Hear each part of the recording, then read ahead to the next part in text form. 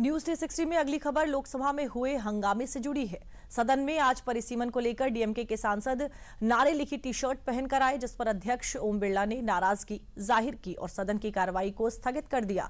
परिसीमन के मुद्दे पर सदन में हुए हंगामे ने सियासत की आग में घी डालने का काम किया है, लेकिन विपक्ष के विरोध में कितनी परिसीमन को लेकर शंका है, कितनी साजिश, सब कुछ इस रिपोर्ट में देखिए। अगर आप टी शर्ट पहनकर यहाँ आएंगे, नारे लगा के आएंगे, नारे की लिख के आएंगे तो सदन नहीं चलेगा।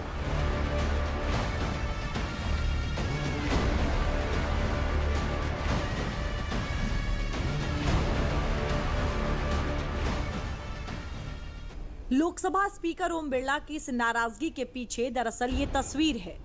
दरअसल डीएमके सांसद गुरुवार को नारे लिखी टी शर्ट पहनकर लोकसभा पहुंचे थे। नारे के जरिए डीएमके सांसद परिसीमन को लेकर विरोध जता रहे थे। डीएमके सांसदों ने पहले संसद भवन परिसर में परिसीमन के मुद्दे पर विरोध प्रदर्शन किया और फिर वही टी शर्ट पहने सदन की कार्यवाही में भी पहुंच गए, जिसके बाद नियमों का हवाला देते हुए लोकसभा अध्यक्ष ओम बिरला ने सदन की कार्यवाही को स्थगित कर दिया। मैं कुछ दिनों से देख रहा हूं कि माननीय सदस्यगण सदन की गरिमा को तोड़ रहे हैं, सदन के नियम प्रक्रियाओं का पालन नहीं कर रहे हैं। सदन में स्पष्ट रखा है नियम संख्या 349, इसको आपको पढ़ना चाहिए। उसमें पालनीय नियम में सदन की मर्यादा प्रतिष्ठा बनाए रखने के लिए कैसा अनुरूप व्यवहार होना चाहिए, कैसा आचरण होना चाहिए, ये स्पष्ट लिखा है। अगर आप टी शर्ट पहनकर यहाँ आएंगे, नारे लगा के आएंगे, नारे की लिख के आएंगे तो सदन नहीं चलेगा। अगर आप टी शर्ट खोल के आए तो सदन चलेगा, अगर आप कहते हैं टी शर्ट पहन के आएंगे तो सदन नहीं चलेगा। गुरुवार को परिसीमन के मुद्दे पर सदन के अंदर और बाहर जोरदार हंगामा हुआ, जहां सदन की कार्यवाही शुरू होते ही 1 घंटे के लिए स्थगित कर दी गई। वहीं दोबारा सदन शुरू होने के बाद इसे शुक्रवार तक स्थगित कर दिया गया। बजट सत्र के दूसरे चरण की शुरुआत से ही परिसीमन के मुद्दे पर जोरदार हंगामा हो रहा है। Yes, we have been protesting every day about the delimitation issue.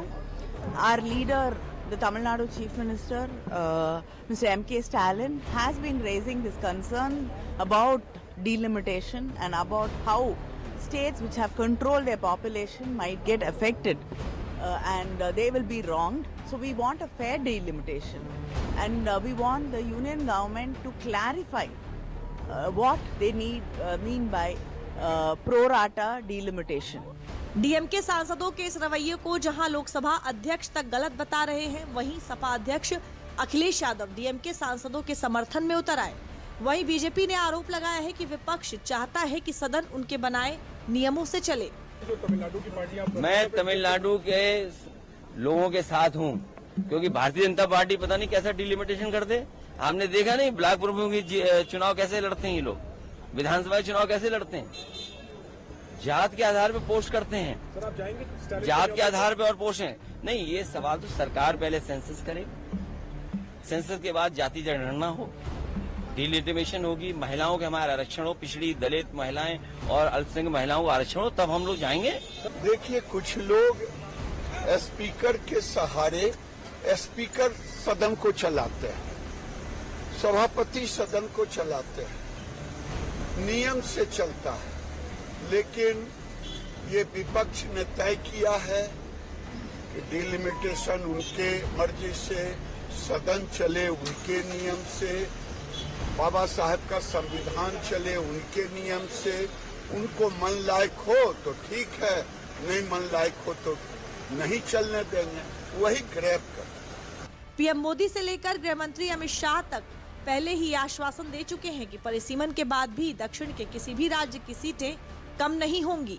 दक्षिण के सभी राज्यों की जनता को आश्वस्त करना चाहता हूं कि मोदी जी ने निश्चित रूप से आपके सभी हितों की रक्षा कर डिलिमिटेशन में आपका एक भी सीट प्रोरेटा कम न हो और जो बढ़ोतरी होगी इसमें उचित हिस्सा दक्षिण भारत के राज्यों को भी मिलेगा।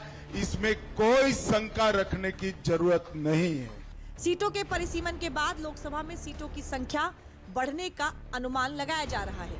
और साउथ के राज्यों को लोकसभा में उनकी हिस्सेदारी कम होने का डर सता रहा है। ये डर कितना वाजिब है और कितना सियासी पैतरा, ये भी बताएंगे। लेकिन इस मुद्दे को लेकर कांग्रेस क्या आरोप लगा रही है और बीजेपी की तरफ से क्या पलटवार आया है, ये सुन लीजिए।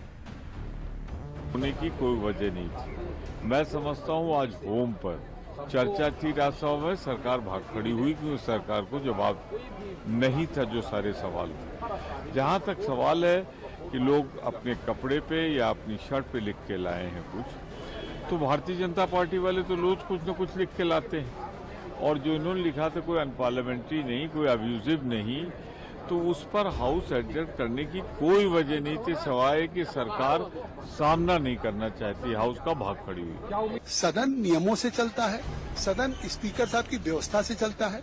जब नियम में स्पष्ट है रूल 349 में कि कोई भी डिस्प्ले या कोई भी स्लोगन्स या कोई भी इस तरह से पहन करके चीजों को नहीं किया जाता, और आज जब स्पीकर साहब ने चेयर से चेतावनी दिया कि आप अपनी इस टी शर्ट को उतार दे, इस पे जो स्लोगन्स है उसको उतार दे, ये अमर्यादित है, उन्होंने नियमों का हवाला किया, उसके बाद प्रोटेस्ट करने लगे, तो लोकतांत्रिक मूल्यों पे कुठाराघात है। स्पीकर की कभी भी कोई आदेश की अवहेलना नहीं करता, और स्पीकर साहब ने ये भी नहीं कि कोई उन्होंने नियमों के आधार पे एक डिसीजन लिया है, निश्चित तौर से निंदनीय है। डीएमके के लोगों ने जो किया है ये कहीं न कहीं लोकतंत्र पे कुठाराघात है। सवाल है कि परिसीमन को लेकर संसद तक बवाल क्यों है? सरकार आश्वासन दे रही परिसीमन में साउथ के राज्यों की सीटें कम नहीं होंगी। ऐसे में सवाल ये भी है कि क्या तमिलनाडु में डीएमके सरकार महज वोट बैंक के लिए ये सियासी ड्रामा कर रही है? बीजेपी की सीट कम ना होने के दावों के पीछे की वजह क्या है, वो भी बताते हैं। जनसंख्या के आधार पर परिसीमन हुआ तो जनसंख्या नियंत्रित करने वाले राज्यों का भी ध्यान रखा जाएगा।